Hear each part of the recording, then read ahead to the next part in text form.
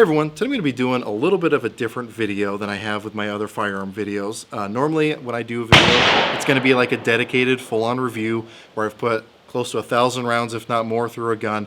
However, this one's going to be a little bit different. One of my local viewers here got in contact with me because he had this Iwi Jericho pistol, was looking to get rid of it and wanted to see if I wanted to play around with it before doing so. So I said yes, because I've always been interested in these Jericho pistols. I've always seen them. I've never had the opportunity to fire one. So in this video, I'm only going to be able to put maybe a couple hundred rounds through it, so it won't be like as full of an in-depth review that I normally do, but I wanted to just kind of give an overall look at my thoughts based on the amount of rounds I'm going to get through it today. I haven't shot this thing yet, so what I'm going to do is I'm going to turn the camera down range where I got a fresh steel target at about 15 yards. I'm going to take my first shots through it, and we'll see what kind of grouping we can get with that, and after that we'll just go from there.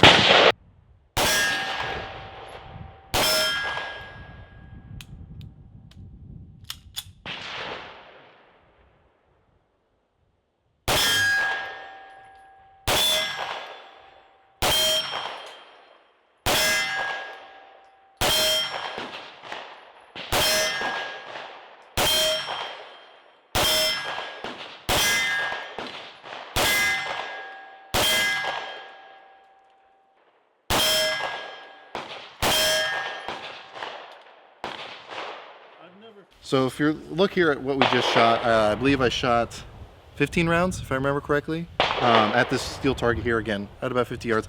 Just for reference, this is a steel target from Thor Targets. I've done some videos on their stuff already, and I'll be doing a review of this steel plate in, well, once I get enough rounds through it. But as you can see, generally, we got a pretty decent group right here. This was all shot standing with two hands and all that. And you know, the first couple rounds started spacing it out, but once I got used to that trigger, used to the gun a little bit more, we started to close it up a little bit. Again, these are my first rounds through the gun, so I can definitely handle that for, again, at 15 yards.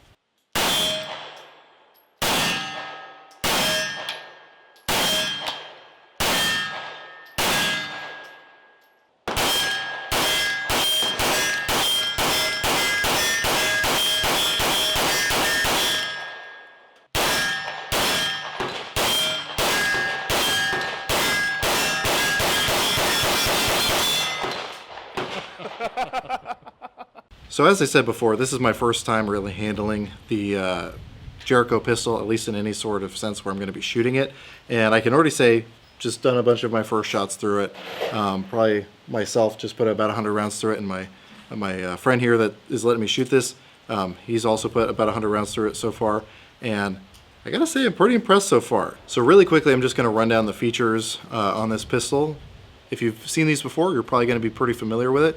And honestly, if you're familiar with the CZ75, a lot of this is going to look pretty similar also. But let's just go ahead and start with the grip. So the grip angle here is kind of reminiscent of a 1911. However, you have this really nice palm swell that sticks out back here. I wasn't sure how that was going to feel in my hand, but it actually seems to mold to my hand's ergonomics really, really well. So it actually feels really nice, sits in your hand really well. You may notice the hammer here. This thing is a double action, single action. However, it doesn't have a decocker. So let me talk about that really quick. So you'll notice if I were to pull the trigger with the hammer back, obviously it's this really nice light single action pull.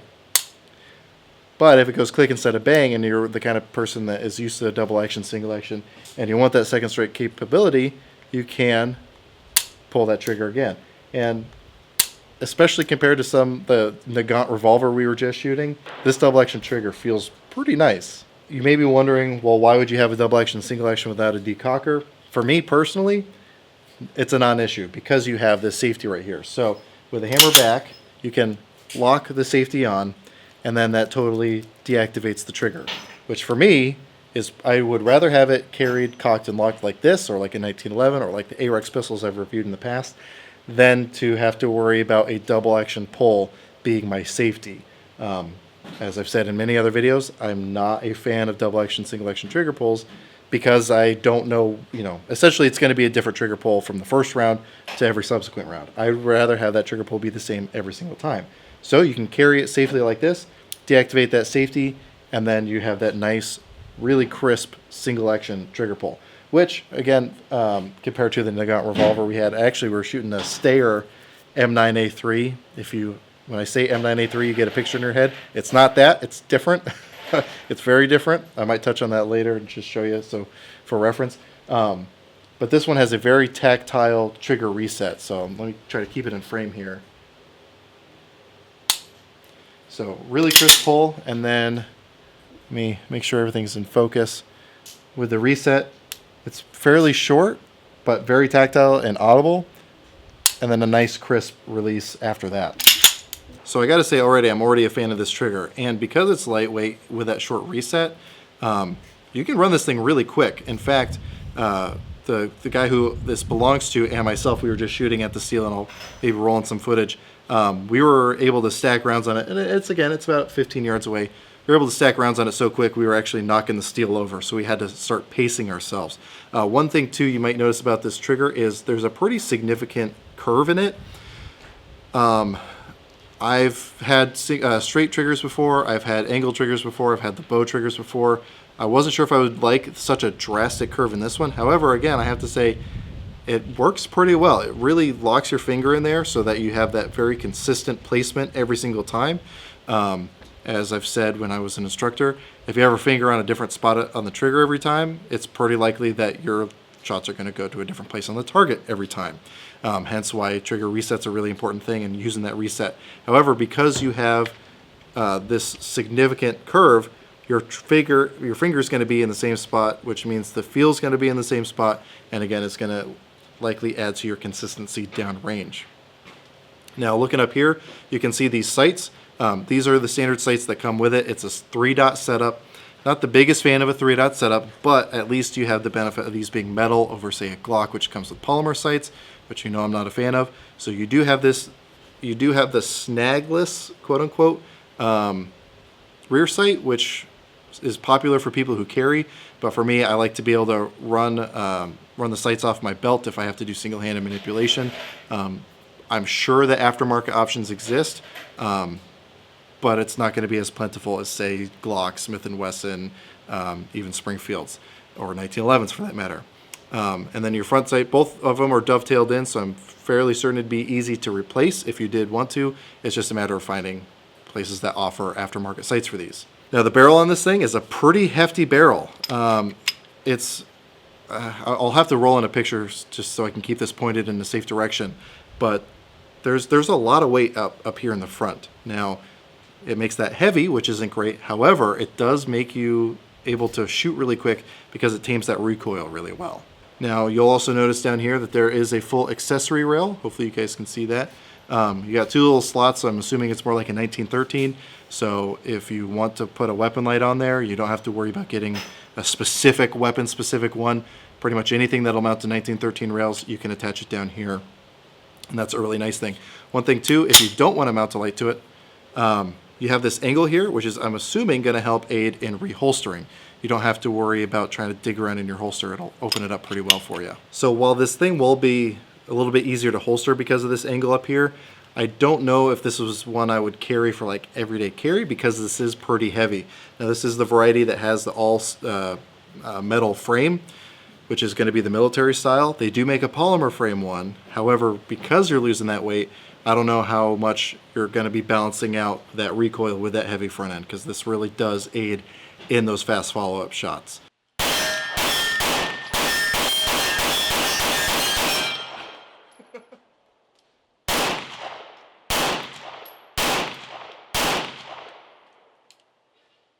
Yeah, it's definitely easy to go quick with it. So what I'm going to try to do next is show you the disassembly on this thing. This may go well, this may not go well. This is literally my first time doing it myself. There's some little holes. Let me see if I can get this in. I want this. There's some little holes back here that you have to line up in order to be able to disassemble this thing. So I'm going to push the slide back until those line up. And I'm going to try to do it in the viewfinder, which is not easy. And then you push this through. Sometimes it can be a little stiff. And then kind of CZ75-esque or 1911-esque, you get this pin through, and then the whole slide just comes right off. Now you do have full-length rails, which is kind of nice. I'm a fan of that when you can get them. It's going to prevent particulates from being able to find their way in there, which is going to improve reliability, which if you have any experience or any exposure to IWI firearms, they are very, very reliable. They're made to be able to withstand some punishment out in the desert over there. So again, they do things with purpose. Once you have the slide off the frame, you have your recoil spring and guide rod, which is non-captive. So if you want to be able to take it apart and clean it, that's going to be pretty easy. And then the barrel, similar to a lot of your striker fires, just you realize I didn't do that on camera. You just kind of push it in and then it'll pull out. That's really all you need to do as far as field stripping. So other than that first part, sometimes being a little bit of a pain, it's fairly straightforward. Again, if you have experience with the CZ75 or even the 1911s, it's going to be pretty easy. The thing that this does better than, say, a 1911 is that you don't have to worry about the little bushing on the barrel dangling around. This one's fixed, so it's going to be really easy to reassemble it properly. So to get it back together, again, you just slide the slide back on. Funny how that works. And then line up those dots again and push this pin back through. And you have to make sure it's in the correct orientation. Sometimes it might be easier than other times. There we go. And then at that point, you're good to go. So considering that was my first time ever doing that, I'd say that was fairly simple. If you have more experience with it, obviously it'll go a little bit easier. Now, if you wanted to do a full disassembly, it looks like there's roll pins and stuff in here, so that is going to make it a little bit harder if you want to do a deep cleaning.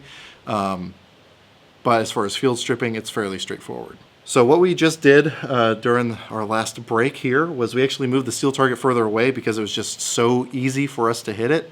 And we were hitting it too quickly, so we kept knocking it over. So we've moved it back to 40 yards. So let's go ahead and take some shots with that and see if we can still hit it. All right, so again, we have the steel silhouette at 40 yards. I'm gonna take some shots, see what I can do. All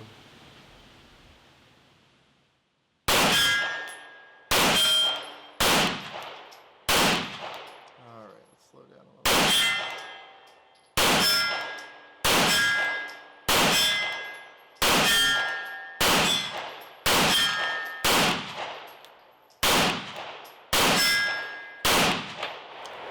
Started okay. Let's see if I can do any better. Man, it got way brighter just then. Constant lighting changes. The struggle of filming in Oregon.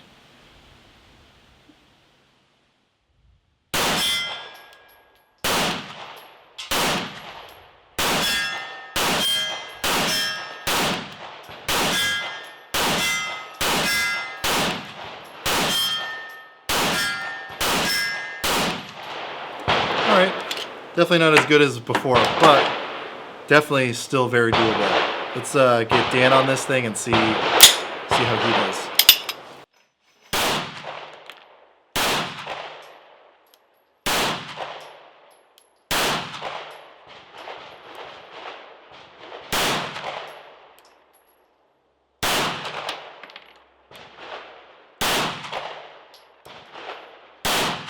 You can do it. I believe in you.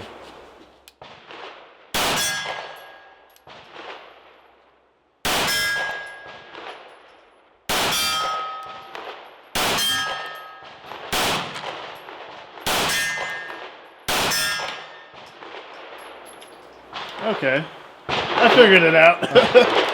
Do that other mag.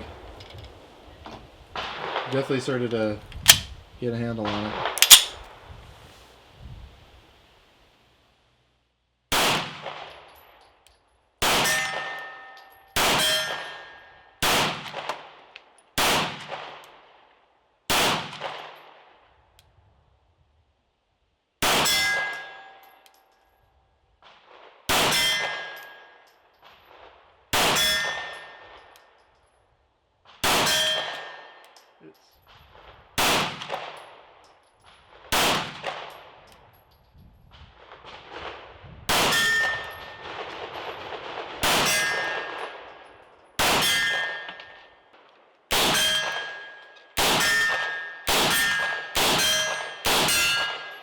So at this point I want to talk a little bit about the mags that this thing uses. Now, obviously you can get the Iwi Jericho Mags, which this comes with 2 of them.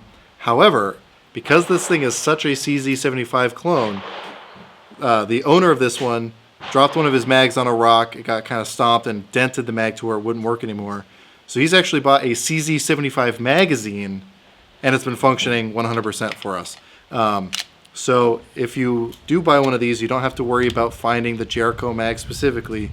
You can buy the CZ75 mags, and it'll work. I'm assuming, I don't know because I don't own a CZ75, but I know they're popular. So I know there's a lot of aftermarket options for CZ75 mags. So it'll probably be pretty easy to find some of those extended ones if you want something like that to run through this, and it should work. Again, the ones that we've been running today seem to be working, so I would assume that other CZ75 mags would work as well. One thing I want to mention as far as ergonomics, if you guys watch my videos, you know I'm a big fan of coming over the top and grabbing the slide to release it on a new mag. If you do want to come up here, there is the slide lock. You can use that to release the slide. However, it is kind of far up there, so it's not going to be super easy to do with your dominant hand if you're right-handed. So you can make that determination for yourself. Ideally, if you can, handle one of these, see if that is ergonomically going to work for you. But just coming over the top is going to work all the time also. And you do have these slide serrations back here up on the slide that make that really easy to do, even with the shorter slide, being that the bore axis is so low. So at this point, I'm going to go ahead and just wrap up my thoughts about this IWI pistol. Again, this is going to be different in that I don't want to give this, my seal of approval one way or the other because I don't have a ton of rounds for this thing. But the owner of it has over 1,500 rounds through it, and with a couple hundred rounds today, seems to be working really, really well. We did have a couple, I don't know if it was just hard primers or if it was light primer strikes right off the bat with actually some Fiocchi ammo, which given my experience with Fiocchi ammo, my guess is maybe it was light primer strikes. But even then, we didn't have any issues after that. It seemed to just be, I don't know, finicky with it right off the bat, but it's been working fine ever since. And we've been putting a lot more Fiocchi ammo through it, and it seems to be doing just fine. Figured I'd mention that, but take that for what it is. It seems to be working as far as other ammo. We have not tested this thing with hollow points, so I can't tell you one way or the other whether or not it will function with hollow points. And honestly, each hollow point is going to be a little bit different. So if you do want to carry one of these, definitely test it with your carry ammo or duty ammo if you want to use this in a duty capacity, which would fit pretty well for. Before you actually start trusting your life to it. The last thing you want is to run into a feeding issue on your first round and then, be, in a bad place. Just put it that way. I had all these phrases going through my head, but none of them are family friendly, so we'll just keep it at that one. All in all, I think it's an interesting pistol. Again, the issues that I mentioned earlier as far as aftermarket availability is probably going to be pretty limited with this thing, again, just because it doesn't have the same ubiquity and popularity as a Glock, Smith & Wesson, all those, or 1911s again, or even the CZ75. Although, with the mags, being able to use the CZ75 mags opens this thing up a lot. I'd be interested to find out, and I'll probably Google it once I get home, if this thing takes CZ75 sights, that'd make the issue even better or even easier as far as finding aftermarket options that are going to work. Because I know there's a plethora of CZ75 accessories out there, and all seem to be fairly affordable. But the trigger, I'm a really big fan of this trigger. I was pretty successful shooting at 40 yards, which is a respectable distance for a pistol. Ideally, that's not the distances you're going to be engaging with a pistol, so the level of consistency I was happy with. But again, that's going to be a very individual thing and what your personal abilities are and what your skill level is. But I'm definitely happy with it.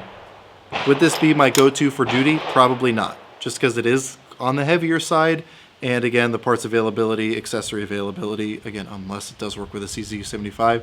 But even then, I'd probably prefer just a regular striker-fired gun like I've been carrying forever, just because I know the reliability is there and the weight's significantly less, and I can still make hits, again, at this distance with those also. That's just my personal thing. A lot of people do like the metal frame guns. They just like the durability of it, the rigidity of it. Unfortunately, it just got super windy, so hopefully it's not bugging the mic too much. So I'll just talk a little bit louder. Dan's trying to block it as best he can. But again, there's a lot to like here. Is it my personal cup of tea? No. However, if I was in the Israeli military and I was handed one of these as my sidearm, I would not feel undergunned. I would not feel like I'm lacking in any sense of the word. However, I just have my personal preferences elsewhere. So if you've been looking at one of these, definitely try one out. If you can, go to a range, see if they have a rental one for you to play with. It looks cool, it feels good, it shoots well, and it seems to function just fine. One thing I didn't mention, standard capacity mags on these are 16 rounds, so 16 plus 1. I didn't mention that earlier. So do with that information what you will. But all in all, it's a really nice gun. Again, not my go-to, but it'll be just the ticket for a lot of people out there. And it's really fun to shoot it. At least, very least, give yourself the opportunity to test it out. If you have any questions, comments, or concerns, go ahead and throw those in the comment section down below. If you feel so inclined, I do have a Patreon page. I post all my content there early, as well as some exclusive content for my patrons, and we're doing monthly live streams. So if any of that sounds appealing to you, or you just want to financially support the channel, go ahead and check that out. I'm also uploading to Full30 now. If you don't watch videos there, I don't blame you. But at least subscribe over there, because YouTube is kind of hostile right now, and depending on how things go, if I'm, for whatever reason, having to stop uploading videos to YouTube, I'll be uploading to Full30, so you can at least keep in touch with what's going on over there. I definitely appreciate it, as well as Facebook, but we also know Facebook is not always the most friendly to gun-related content. So definitely check out Full30, and at least subscribe again. Even if you don't watch videos over there, at least subscribe so you can at least be kept in the loop if something does happen here on YouTube. But anyway, with all that said, as always, I hope you're able to get something out of this video, and I really appreciate you watching.